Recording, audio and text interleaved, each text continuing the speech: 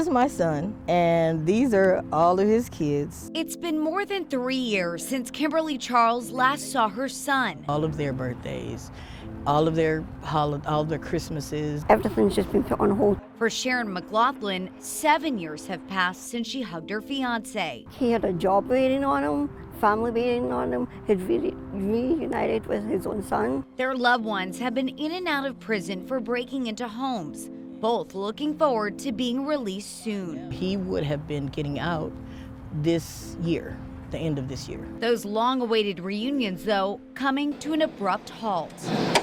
It was like we were blindsided. It's just, I can't really put into words. Instead of freedom, both Kimberly's son and Sharon's fiance will spend nearly a decade longer behind bars despite plea deals.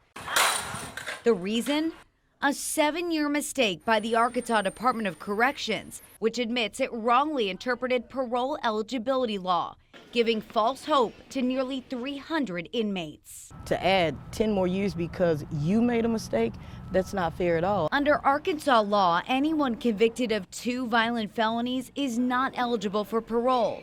Violent felonies are mainly crimes like murder or kidnapping. But in April of 2015, the state legislature reclassified residential burglary, making it a violent offense as well. For the next 7 years, the DOC's policy was that any residential burglary committed before the law changed would not be considered a violent offense when calculating sentences. DOC employees even going as far as reassuring lawyers and public defenders that their client would not have to serve all their time. The problem? The DOC was wrong. We should not have done that. I'm not mincing words. I'm not making excuses.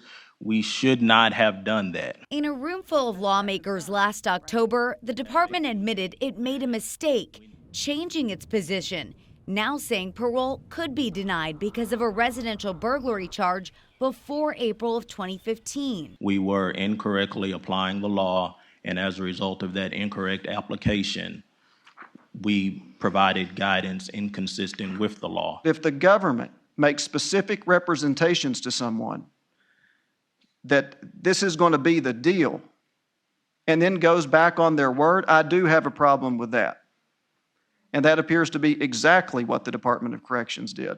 The department notified 290 inmates that instead of a chance at parole, they would now be serving their entire sentence.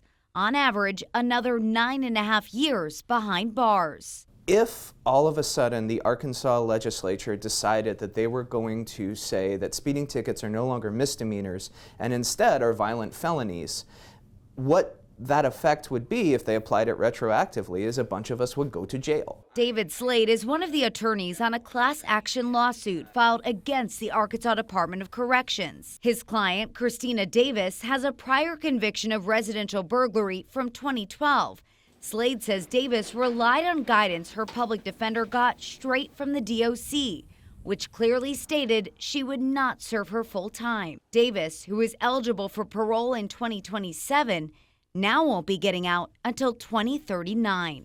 The rug got completely pulled out from under her. When we know we've made a mistake, that the court has been very clear that we have a duty to remedy that mistake. And that is what we've done here. But for Kimberly and Sharon, that simply isn't good enough. You're saying, I'm sorry, as if you are not affecting anyone's life. We're not talking about 2 more days or an extra month.